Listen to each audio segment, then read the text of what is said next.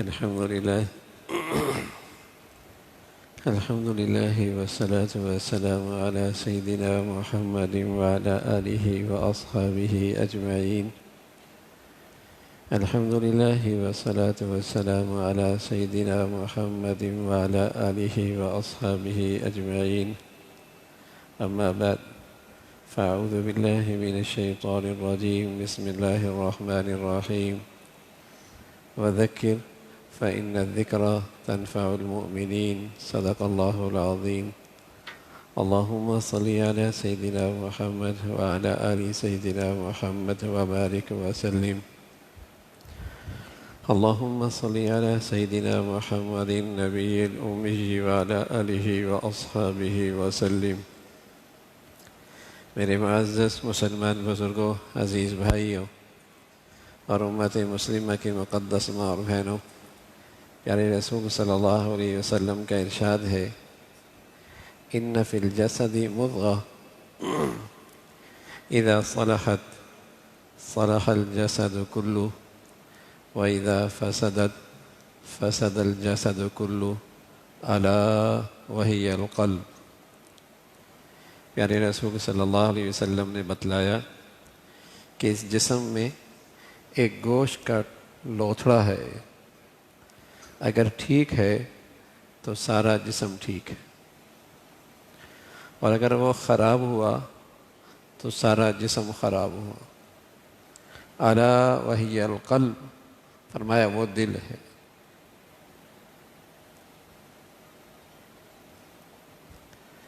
آدمی کی پیدائش نہیں ہوتی، دل اپنا کام کرنا شروع کر دیتا ہے، اور مرتے دم تک یہ دل کام کرتا رہتا ہے۔ جسم کے دیگر اعضاء کبھی انہیں آرام مل جاتا ہے، دل کو آرام نہیں ملتا۔ جب سوتا ہے آنکھ کو آرام مل جاتی ہے، زبان کو آرام مل جاتا ہے، کان کو آرام مل جاتا ہے، دیگر اعضاء اور جوارح کو آرام مل جاتا ہے، دل کو آرام نہیں ملتا۔ یہ بے ہوش بھی ہو جائے تب بھی دل اپنا کام کر رہا ہوتا ہے۔ 1 منٹ میں 72 مرتبہ یہ خون جسم کو پھینکتا ہے، 1 منٹ میں، اور پھر واپس لیتا ہے۔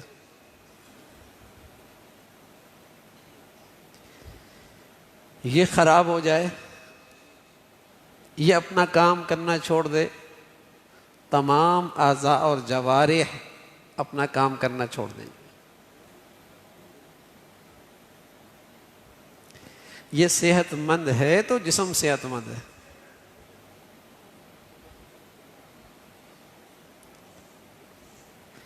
اس ظاہری زندگی کے اندر بھی اس دل کی یہ اہمیت ہے، اور اچھائی اور برائی کا سرچشمہ بھی یہ دل ہی ہے۔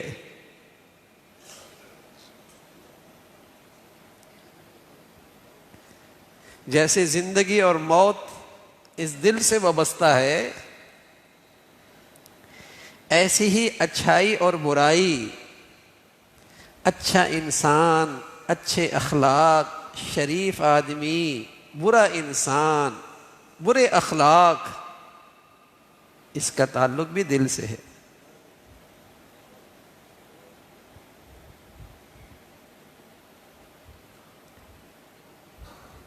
اللہ تعالیٰ نے یہ جسم میں ایک عجیب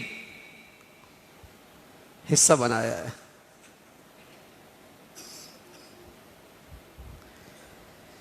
کہ یہ اگر کام کرنا چھوڑ دے اور صحیح کام کرنا چھوڑ دے تو جسم کے دیگر اعضاء بھی متاثر ہوتے ہیں۔ اسی طرح نیکی اور بدی کی دنیا میں اگر یہ دل خراب ہو جائے تو باہر کی دنیا خراب ہو جاتی ہے۔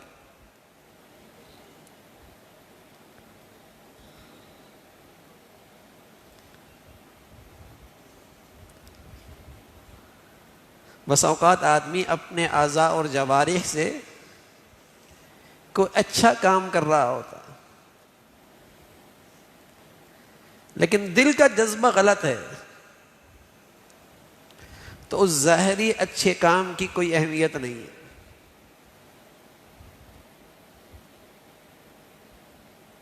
خرچ کر رہا ہے، دیکھنے میں سخی لگ رہا ہے، اندر جذبہ غلط ہے، نام و نمود ہو جائے، داد مل جائے، واہ واہ ہو جائے،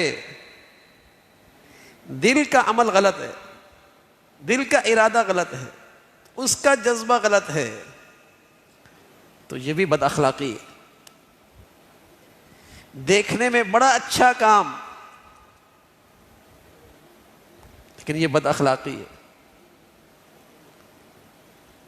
اس کے اخلاق خراب ہیں، اس کے اخلاق اچھے نہیں ہیں۔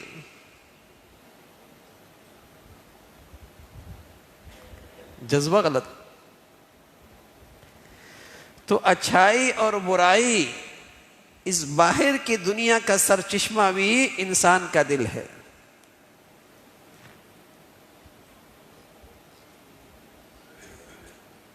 اگر یہ خراب ہو جائے، جس طرح مچھلی سر کی طرف سے سڑتی ہے،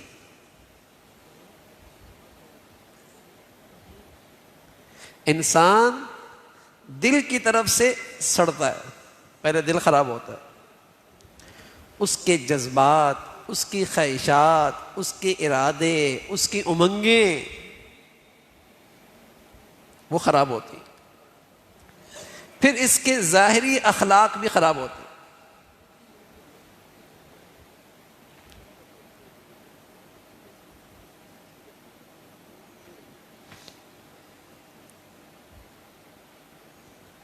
آج جو آپ کو ہر طرف افراتفری اور ہر طرف فساد نظر آتا ہے،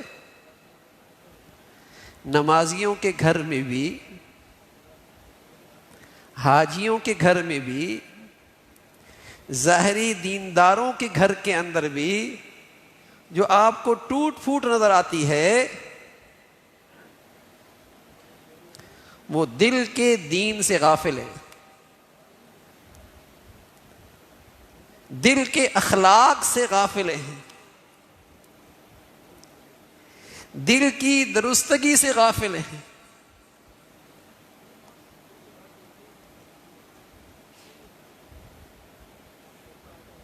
جس سے ان کے ان ظاہری اعمال میں روح نہیں ہے۔ جیسے ظاہری اعضاء اور جوارح کے کچھ فرائض ہوتے ہیں نا، نماز فرض ہے، روزہ فرض ہے، زکوٰۃ فرض ہے، حج فرض ہے، ایسی دل کے اندر بھی کچھ فرائض ہیں، دل کے بھی فرائض ہیں، ورنہ نماز بھی ٹھیک نہیں ہوگی، زکوٰۃ بھی ٹھیک نہیں ہوگی، حج بھی ٹھیک نہیں ہوگا، روزہ بھی ٹھیک نہیں ہوگا۔ اور وہ دل کا کیا فریضہ ہے؟ اچھی نیت، اچھا جذبہ، اللہ کو راضی کرنے کا جذبہ، اخلاص، خلوص۔ اگر یہ دل کا فریضہ نہیں تو ظاہری اعمال بھی دیکھنے میں اچھا لیکن اس کے اندر نیکی کی روح نہیں ہے۔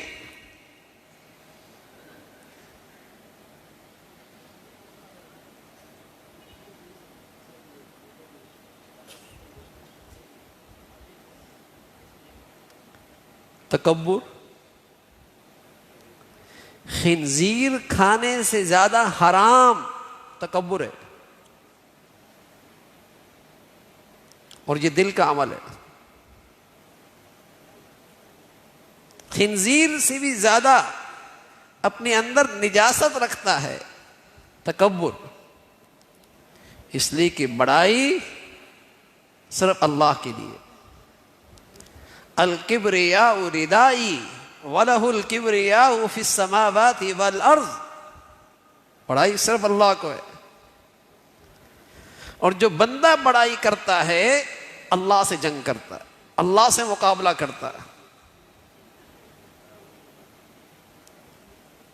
یہ حرام، اس کا تعلق دل سے،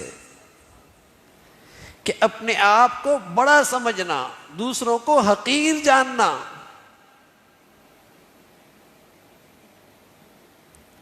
یہاں تک تو ٹھیک ہے کہ انسان اپنی فطرتی جذبے کا خیال رکھتا ہے کہ میں بحیثیت انسان کے، بحیثیت مسلمان کے مجھے عزت ملے. یہاں تک تو ٹھیک ہے، یہاں تک تو یہ اچھے اخلاق ہے. لیکن جب یہ چیزیں اپنی حد سے بڑھ جائے کہ میں ہی سب سے بڑا اور دوسرے مجھ سے حقیر اور ذلیل، یہ بدترین بد اخلاقی ہے. میں عرض کر رہا ہوں خنزیر کھانے سے زیادہ بڑا گناہ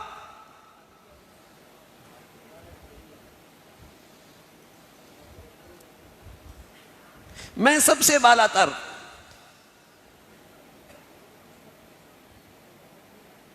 یہ فرعونی مزاج ہے، یہ اللہ کے دشمن کی عادت ہے، یہ اللہ کے دشمنوں کی بد اخلاقی ہے.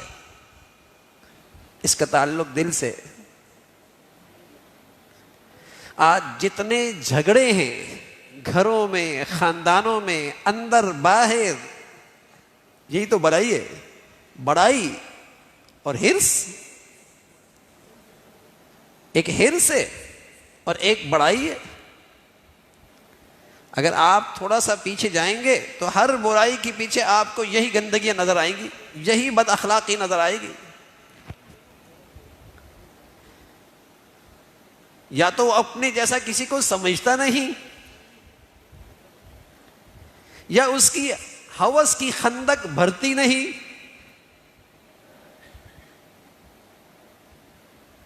یا تو وہ اپنا جیسا کسی کو سمجھتا نہیں،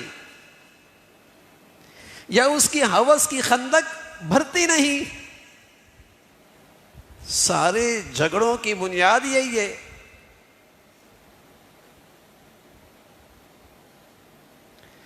اور اس بد اخلاقی پہ توبہ بھی کوئی نہیں کرتا. خنزیر کھانے سے بڑا گناہ کرتا ہے، توبہ بھی نہیں کرتا.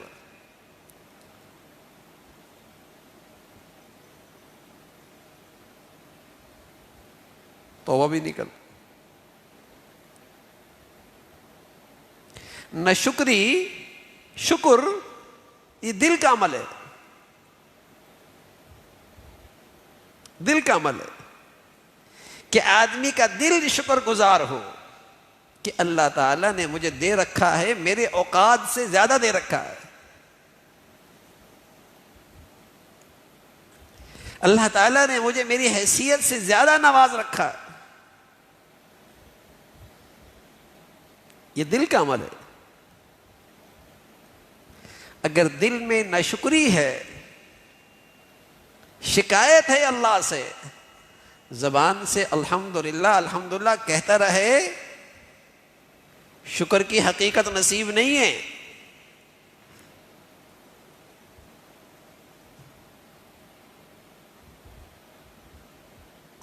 شکر کی حقیقت نصیب نہیں.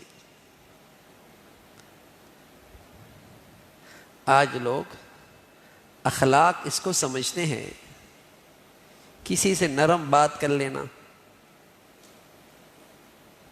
ہمدردی کی بات کہہ لینا، خندہ پیشانی سے مل لینا، میٹھی بات کر لینا، اسے اخلاق سمجھتے ہیں.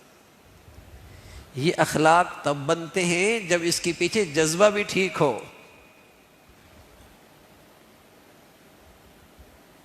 ورنہ تو چاپلوسی بھی ہوتی ہے، ورنہ تو چاپلوسی بھی ہوتی ہے، وہ اخلاق نہیں ہے. پیارے نبی صلی اللہ علیہ وسلم فرمایا کرتے تھے وَتَحَابُّوا بِالْأَلْسُنِ وَتَبَاغَضُوا بِالْقُلُوبِ، زبان سے محبتوں کا اظہار اور دل میں کینہ اور دل میں بغض اور دل میں حسد، دل میں کھوٹ، تحابوا بالالسن، زبان سے محبتوں کے بول ہیں، یہ اخلاق نہیں ہے اگر دل اس کے ساتھ نہیں دے رہا. اگر دل اس کا ساتھ نہیں دے رہا یہ بد اخلاقی ہے، یہ نفاق ہے، یہ جھوٹ ہے، یہ خیانت ہے.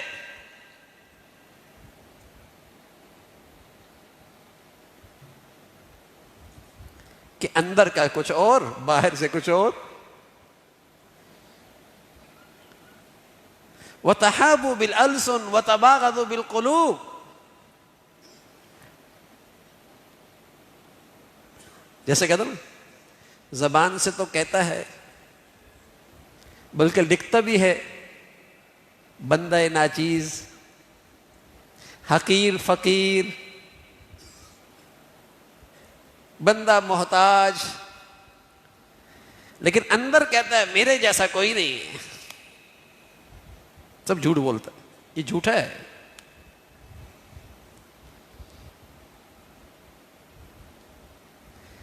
تو اچھائی اور برائی کا اصل منبع، سرچشمہ دل ہے. اچھے اور برے اخلاق کی بنیاد دل ہے. وہاں کیا جذبات ہیں، وہاں کیا ارادے ہیں، وہاں کیا امنگیں ہیں، وہاں کیا جذبات ہیں، وہاں کیا خواہشات ہیں، وہ اصل ہے. اس لیے پیارے نبی صلی اللہ علیہ وسلم کی نبوت کی ذمہ داریوں میں، آپ کی نبوت کی ذمہ داریوں میں ایک بڑی ذمہ داری تھی کہ آپ نے لوگوں کے اخلاق سنوارنے ہیں. آپ نے لوگوں کے اخلاق پاک کرنے. اب جسم تو پاک ہوتا ہے پانی ڈالنے سے، اسے طہارت کہتے ہیں. کپڑے پاک ہوتے ہیں پانی ڈالنے سے، اس سے اس کی گندگی صاف ہو جاتی ہے. اخلاق جو آپ پاک کیا کرتے تھے وہ یہی تھا کہ ان کے دل میں جو گندے جذبات، گندی خواہشات، گندے ارادے، گندے جذبے، ان کے اخلاق میں جو برائیاں آ رہی ہیں، ان اخلاق کو ان برائیوں اور نجاستوں سے پاک کرنا.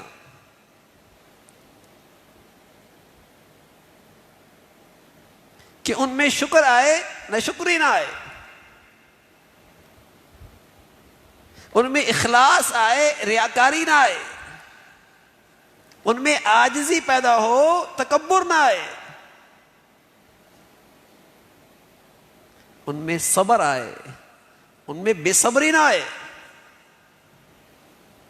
پیارے نبی صلی اللہ علیہ وسلم کی نبوت کی ذمہ داریوں میں سے ایک بڑی ذمہ داری تھی کہ لوگوں کے اخلاق کو سنوارنا. اس لیے پیارے نبی صلی اللہ علیہ وسلم فرمایا کرتے تھے بعثت لأتمم مکارم الاخلاق. میرے دنیا میں آنے کا ایک بڑا مقصد ہے لوگوں کے اخلاق بڑھیا کرنا، اخلاق بڑھیا کرنا. اور اخلاق کا سرچشمہ دل ہے، جسے تزکیہ بھی کہتے ہیں. پاک کرنا، اخلاق صاف کرنا، گندگیوں سے اسے صاف رکھنا ان اخلاق کو. اب نمازی ہے، نماز چھوٹ جائے توبہ کر لیتا ہے، کبھی کبھی کچھ شرمندگی ہوتی ہے، لیکن یہ اپنی زندگیوں میں حسد رکھتی ہے، کینہ رکھتی ہے، اس حرام کو حرام نہیں سمجھتی. جب نہیں سمجھتی تو گھر تو خراب ہوگا، رشتہ داری تو خراب ہوگی، ٹوٹ پھوٹ تو ہوگی پھر.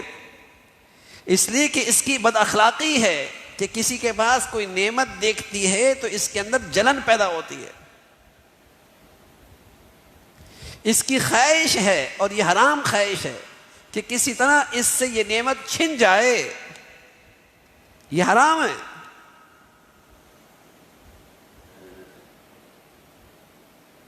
روزہ تو رکھتی ہے، صدقات بھی دیتے ہیں، اخلاق اچھی نہیں ہے، حسد میں مری جا رہی ہے۔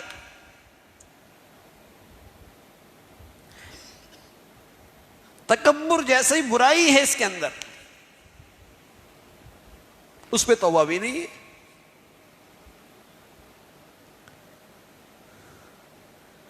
تو جسم کا دل خراب ہو جائے تو جسم کی ظاہری صحت خراب ہو جاتی ہے، اس دل کے اخلاق خراب ہو جائیں آدمی کا دین برباد ہو جاتا، دین نہیں رہتا، دین نہیں رہتا۔ اس لیے کہ پیارے نبی صلی اللہ علیہ وسلم فرمایا کرتے تھے نیکیوں کا ڈھیر ہو نا اور حسد ہو تو جیسے آگ لکڑیوں کے ڈھیر کو جلا کے خاکستر کر دیتی ہے، اسی طرح یہ بد اخلاقی بھی ایسی ہے کہ نیکیوں کو ڈھیر کو راکھ کر دیتی ہے۔ او بھائی مہینوں سالوں اس نے نیکیاں اکٹھی کی تھی، اس کی بد اخلاقی نے سب کو خاک کر دیا، راکھ کر دیا، مٹی میں ملا دیا۔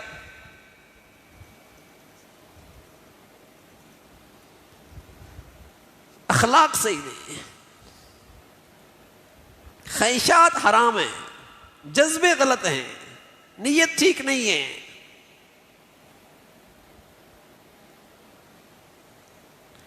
اس لیے آج اس کی دینداری میں کشش نہیں ہے، توبہ بھی نہیں کرتا۔ ایک دن پیارے نبی صلی اللہ علیہ وسلم اپنے ایک بہت قریبی شاگرد خاص انس رضی اللہ تعالیٰ عنہ ان کو نصیحت کر رہے اور کہنے لگے یا بنی ان تقدر ان تصبح وتمسی وليس في قلبك غش لاحد ففعل وذلك من سنتي۔ انس بیٹے اگر تجھ سے یہ ہو سکے کہ تیری صبح شام یوں گزرے کہ تیرے دل میں کسی کے لیے کھوٹ نہ ہو تو ایسا کر لے۔ اور ساتھ یہ بھی فرمایا ان تقدر، اگر تو اس اخلاق کی قدرت رکھے، اس لیے کہ یہ آسان نہیں ہے، نفل پڑھنا آسان ہے، تسبیح پڑھنا بھی آسان ہے، صدقہ دینا بھی آسان ہے، نفلی عمرے حج کرنا بھی آسان ہے، لیکن اپنا دل مسلمانوں کے لیے صاف رکھنا آسان نہیں ہے۔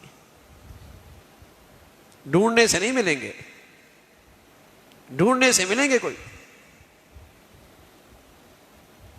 ان تقدر ان تصبح وتمسی وليس في قلبك غش لاحد ففعل، بیٹا یہ کر لے، وذلك من سنتی، میرا اخلاق تو یہی ہے، میرا طریقہ تو یہی ہے، میری زندگی تو یہی ہے۔ اور پھر اس اخلاق پہ انعام کیا بتایا؟ انعام کیا بتایا؟ فرمایا جس کی زندگی میں میرے اخلاق ہیں حقیقت میں اسی کو مجھ سے محبت ہے،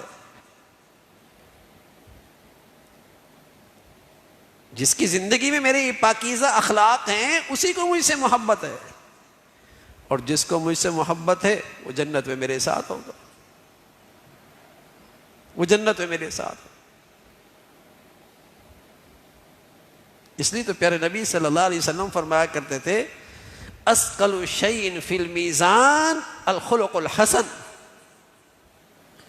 میزان کے ترازو میں جو نیکی سب سے بھاری ہے، میزان کے ترازو میں جو نیکی سب سے بھاری ہے وہ اچھے اخلاق، وہ اچھے اخلاق۔ فرمایا کوئی دن میں روزے رکھے اور زندگی بھر رکھے، اور کوئی رات میں تہجد میں رات گزار دے اور زندگی بھر اس کی راتیں اس عبادت میں گزریں، جو مرتبہ اسے ملے گا اچھے اخلاق والے کو بھی وہی مرتبہ ملے گا۔ کون کر سکتا ہے بھائی؟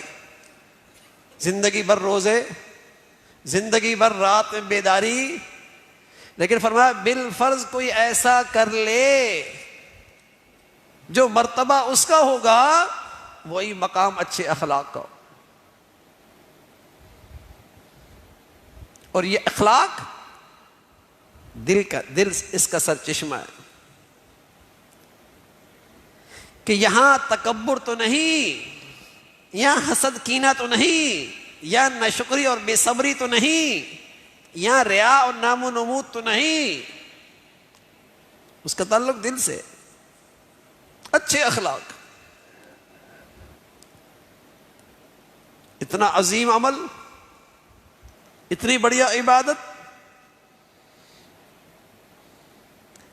تو جیسے ظاہری جسم کی شریعت میں کچھ چیزیں فرض ہوتی ہیں، کچھ چیزیں حرام ہوتی ہیں، ایسی ہی دل میں بھی، دل کے بھی کچھ فرائض ہوتے ہیں، شریعت کے کچھ فرائض ہوتے ہیں، اور دل کے بھی کچھ شریعت میں حرام ہوتے ہیں.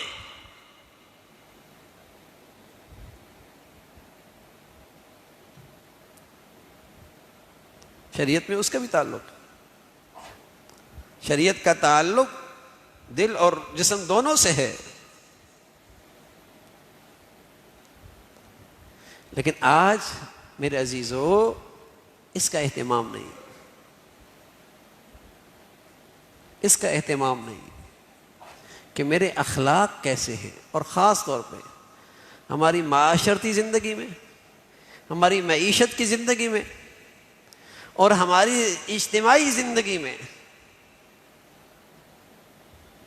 ان اخلاق کی خرابی کا نتیجہ یہ ہے کہ آج معاشرت اور معیشت پوری کی پوری فساد کا شکار ہے. مسلمانوں کی معاشرت کیا تھی؟ کسی کو اس سے تکلیف نہ ہو، اور اب جو جتنا اس کے قریب رہتا ہے اس سے اتنا زیادہ اس سے کانٹا چبھتا ہے، تکلیف بڑھتی ہے. دور دور رہیں صحیح ہے، قریب رہیں گے تکلیف ہوگی. اژدہا ہے، سانپ ہے، بچھو ہے، انسان ہے، مسلمان ہے.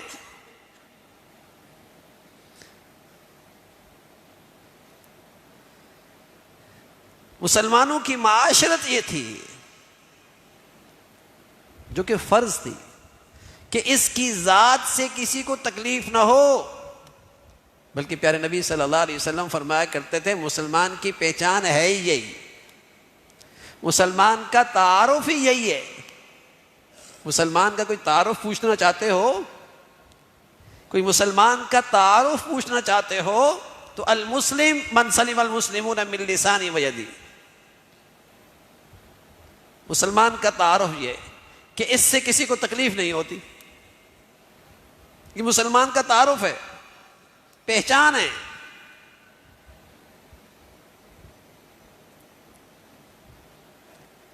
لیکن آج میرے عزیزو معاشرت تکلیف کا باعث ہے، آپس میں رہن سہن ایذا کا باعث ہے. آج جو انسان بیمار ہے، اور بہت بیماریاں ہیں، اس کو آدھے سے زیادہ بیماریاں غذاؤں سے نہیں لکھتی، انسانوں سے لکھتی ہیں. اس لیے کہ آج انسان کو ٹینشن بہت دیتا ہے، پریشان بہت کر رکھا ہے، تکلیف بہت دیتا ہے، دکھ بہت دیتا ہے. بس اوقات آدمی باہر کے دکھ تو کندھے پہ برداشت کر لیتا ہے، گھر کے دکھ نہیں برداشت ہوتے. آج انسانوں میں جو بڑی بیماریاں ہیں وہ انسان کے لیے بیماری کا باعث بنا ہوا، چبھ رہے. اس کی معاشرت ایسی ہے کہ دوسروں کے لیے تکلیف کا باعث. یہ کون سا مسلمان ہے بھائی؟ نمازی مل جائیں گے، حاجی بھی مل جائیں گے، روزے دار بھی مل جائیں گے، اچھے اخلاق والے ڈھونڈنے سے ملیں گے، ڈھونڈنے سے ملیں گے.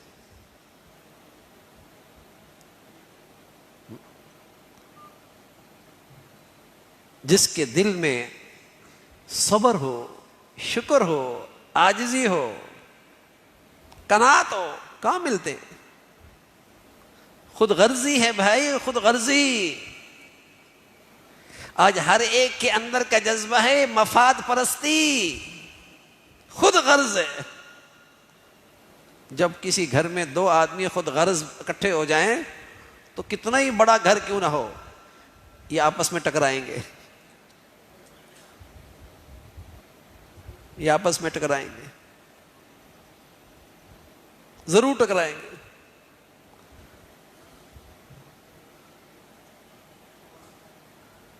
تو آج میرے عزیزو، اس دل کی دنیا کی خرابی کیا ہوئی، اس دل کے اخلاق کیا خراب ہوئے، ہماری ساری دنیا ہی خراب ہو گئی، ہماری ساری دنیا ہی خراب ہو گئی، نہ گھر میں سکون رہا نہ باہر سکون رہا۔ سچ کہا سچے نبی نے کہ یہ دل خراب ہے تو سارا جسم خراب ہے، یہ دل کی دنیا خراب تو انسان کی ساری دنیا خراب۔ سچ کہا، یہاں خرابی آ گئی، یہاں کے جذبات، یہاں کی خواہشات، یہاں کے ارادے یہ غلط ہو گئے۔ تو آج کسی قدر مسلمانوں کے ہاں یا جن کو دین پہ چلنے کا شوق ہے، کسی قدر ان کے اندر ظاہری عبادات تو ہیں، لیکن جو اخلاق ہیں اور یہ جو باطن ہے، جو اخلاق کا سرچشمہ ہے، یہاں بہت بگاڑ ہے، یہاں بہت بگڑ ہے۔ مسقط آپ کو ملیں گے، بہت نمازی ہوں گے، لیکن لوگ اس کے معاملات سے اسے پناہ مانگیں گے، اس کے معاملات ایسے ہیں کہ لوگ پناہ مانگیں گے۔ بظاہر بہت عبادات ہوں، لیکن لوگ اس کے ساتھ زندگی گزارنا، اٹھنا بیٹھنا پسند نہیں کریں گے، اخلاق صحیح نہیں، اخلاق اچھے نہیں ہیں۔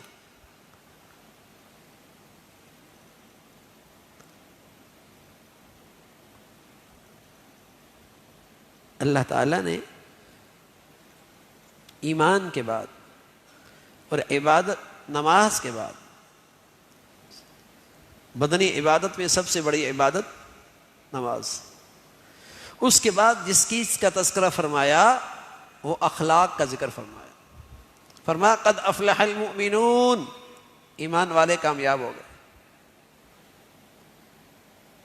ان کی خوبیاں کیا ہیں؟ ہم فی صلاتہم خاشعون، ہم عن اللغو معرضون، ہم للزکاۃ فاعلون، ان کے اخلاق پاک ہیں۔ اس آیت کا ایک مطلب یہی ہے، ان کے اخلاق پاکیزہ ہیں، ان کے اخلاق اچھے ہیں، اتنی اہمیت ہے۔ تو میرے عزیزو، ایک دین کا بڑا حصہ ہے کہ میرے اخلاق اچھے ہوں، میرے اندر عاجزی ہو، میرے اندر شکر ہو، زندگی میں ناگواری آئے، مصیبت آئے، بیماری آئے تو میرے اندر صبر ہو کہ اس میں ضرور کوئی اچھائی ہے، کوئی بھلائی ہے، کوئی میرے لیے خیر ہے، کوئی میرے لیے نفع ہے۔ ڈاکٹر آپ کا پیٹ کاٹ دے، اس سے تو آپ شکوے نہیں کرتے، شکریہ ادا کرتے، کیونکہ اسے آپ اپنا خیر خواہ سمجھتے ہیں۔ تو اللہ کریم کوئی زندگی میں میرے لیے آپریشن کر دے، اپنی حکمت سے، اپنی شفقت سے کوئی چیز لے لے اور پھر اللہ سے شکوے، بد اخلاقی ہے۔ اللہ کو مہربان سمجھو، رحیم مانو، حکیم سمجھو، اور اللہ کے اس فیصلے پہ صبر کرو کہ ضرور اس میں نفع ہے، ضرور اس میں میرے لیے کوئی فائدہ ہے۔ یہ اخلاق ہے، یہ دینداری ہے۔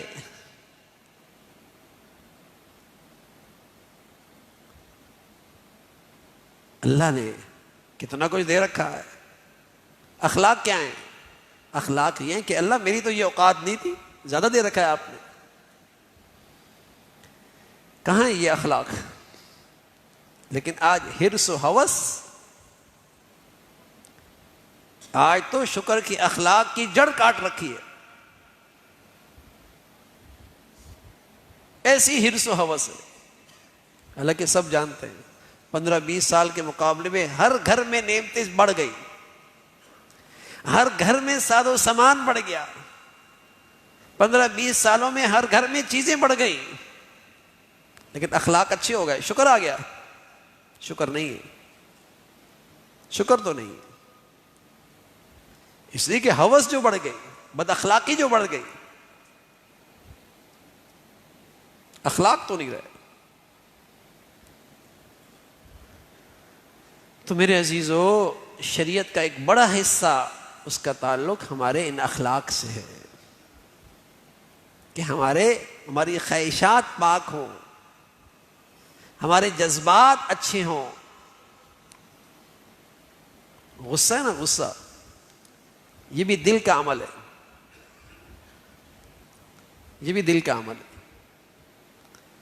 اور یہ بھی فطرتی جذبہ ہے. اگر کسی کو غصہ نہیں آتا تو یہ بھی اس کی اخلاقی کمزوری ہے. اس لیے کہ اللہ تعالیٰ نے اس فطرتی جذبے کو پیدا کیا دفاع کے لیے. کوئی اس کی بیٹی پہ حملہ کرتا ہے، گھر والوں پہ حملہ کرتا ہے، اسے پھر بھی غصہ نہیں آتا، یہ تو بغیرت ہے، بے اہمیت ہے. کوئی مسلمانوں پہ حملہ کرتا ہے، غزہ اور فلسطین پہ مسلمانوں پر حملہ کرتا ہے، اور پھر بھی اسے کفار پہ، ان کی بربریت پر، ان کے ظلم پر غصہ نہیں آتا، تو بغیرتی ہے، بے اہمیتی ہے کہ پھر بھی ان کی چیزیں استعمال کرتا، پھر بھی شرمندگی نہیں ہوتی. یہ اللہ نے غصہ جو پیدا کیا ہے یہ دفاع کے لیے پیدا کیا. لیکن بد اخلاقی کب ہے؟ کہ جہاں غصہ نہیں کرنا چاہیے تھا وہاں غصہ کر رہا، یہاں جہاں کرنا چاہیے تھا حد سے زیادہ کر رہا ہے. یہ بد اخلاقی. غصہ کر رہا ہے جہاں کرنا چاہیے تھا، اتنا کر رہا ہے جتنا حق ہے، یہ اخلاق ہے. جیسے پیارے نبی صلی اللہ علیہ وسلم نے بتایا کہ 7 سال کی عمر میں بچے کو نمازی بناؤ، مارو نہیں. 7 سال کی عمر میں مارو نہیں. لیکن فرمایا 10 سال کی عمر میں نہ پڑھنے پر مارو بھی، غصہ بھی کرو، لیکن اس کی حد بتائی کہ چہرے پہ نہ مارو، ایسا نہ مارو کہ نشان پڑ جائے.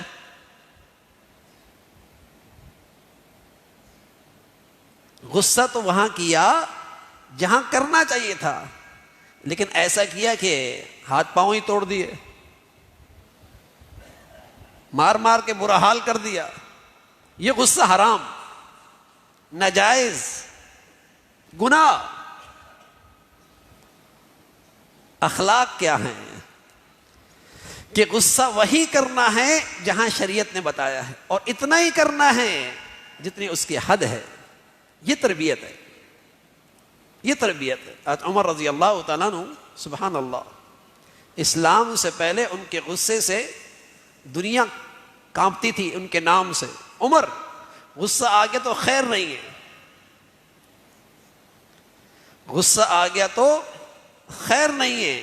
اسی غصے کی حالت میں رسول اللہ صلی اللہ علیہ وسلم کے قتل کے درپے ہوئے، تلوار لے کر نکل کھڑی ہوئی ہے. اسی غصے کی حالت میں نبی کو قتل کرنے نکلے. لیکن سبحان اللہ، قرآن کے سننا تھا، قرآن کا سننا تھا. حضرت عمر کا دل بدل گیا، حضرت عمر کا دل بدل گیا. اور پھر حضرت عمر کی شان یہ ہوئی، کانا وقافن وقافن عند حدود اللہ. عمر کی شان تو یہ ہے کہ جہاں اللہ کی بات آئی فوراً رک گئے، سارا غصہ سب ٹھنڈا. کانا وقافا عند حدود اللہ. جہاں اللہ کی بات آ گئی رک گئی. جاہلیت میں غصہ تھا، لیکن جب اسلام لے آئے تو اس غصے کی تربیت ہو گئی کہ غصہ کہاں کر رہا ہے. مسلمانوں کی دفاع کے لیے، اسلام کی حفاظت کے لیے، دین مذہب کی حفاظت کے لیے، اپنی عزت آبرو کی حفاظت کے لیے غصہ دفاع، نفسانیت کے لیے نہیں، پھر قومیت کے لیے نہیں، پھر عصبیت کے لیے نہیں، پھر لسانیت کی بنیاد پر نہیں. تربیت ہو گئی، تربیت ہو گئی. اس کا نام اخلاق ہے، اس کا نام اخلاق ہے کہ آدمی کے اخلاق سنور جائیں، آدمی کے جذبات سنور جائیں، حدود پہ آ جائیں، حدود پہ آ جائیں. اب غصہ ہے آپ پہ سے باہر، جہاں نہیں کرنا وہاں بھی کرتا ہے. تو پیارے نبی صلی اللہ علیہ وسلم فرمایا کرتے تھے ایسا غصہ کرنے والا تو ایمان ایسا خراب ہوتا ہے جیسے شہد جیسا میٹھی چیز اس سے ایلوا اس کو خراب کر دیتا. ایلوا ایک کڑوی چیز ہے، ایسے غصہ تو ایمان کو ایسا خراب کر دیتا. اور بس اوقات غصے کی حالت میں ایسا کچھ کہہ دیتا ہے، ایسا کچھ بول دیتا ہے، ایسا کچھ کر دیتا ہے، ساری زندگی پچھتاتا ہے، ساری زندگی پچھتاتا. اخلاق اچھے نہیں، بے قابو ہو جاتا ہے، اخلاق اچھے نہیں. تو میرے عزیزو، اخلاق کی زندگی بڑی عبادت کی زندگی ہے، بڑی قیمتی نیکی ہے، بڑی قیمتی. اس لیے پیارے نبی صلی اللہ علیہ وسلم فرمایا کرتے تھے میں جو اخلاق لے کے آیا ہوں نا اس کا خلاصہ 3 چیزیں: صل من قطعک، واعف عمن ظلمک، واعطِ من حرمک. جو تجھ سے توڑتا ہے تو آگے بڑھ کے اس رشتے کو بھی جوڑ دے. آج توڑنے والے بہت، جوڑنے والے بہت تھوڑے، کاٹنے والے بہت، ملانے والے بہت تھوڑے، تقسیم کرنے والے بہت، ہاں اتفاق والے بہت تھوڑے، ملانے والے بہت تھوڑے. فرمایا جو توڑے تم جوڑ لو، اور جو تمہارے ساتھ اچھا نہ کرے، زیادتی نہ کرے، تم اسے بھی معاف کر دو، اسے بھی معاف کر دو. کتنا معاف کریں بھائی؟ فرمایا جتنا تم چاہتے ہو کہ اللہ تمہیں جتنا معاف کرے. بس اوقات آج کتنا معاف کروں بھائی؟ جتنا چاہتے ہو اپنے بارے میں کہ اللہ تمہیں اتنا معاف کرے، معاف کرو. واعطِ من حرمک، اور جو تمہارا حق ادا نہ کرے اور تمہارا خیال نہ رکھے تم اس کو بھی حق ادا کرو. ملیں گے کوئی ڈھونڈنے سے اخلاق والے؟ یہ اخلاق ہے. اللہ تعالیٰ میں نصیب فرما دے بھائی، اللہ تعالیٰ میں نصیب فرما دے. ہمیں ظاہر کا بھی اپنا بنا لے، باطن کا بھی اپنا بنا دے. ہمارے ظاہری اعمال بھی سنور جائیں اور ہمارے باطنی اعمال اور اخلاق بھی سنور جائیں. جو کچھ کہا سنا بھائی، اللہ تعالیٰ عمل کی توفیق نصیب فرمائے.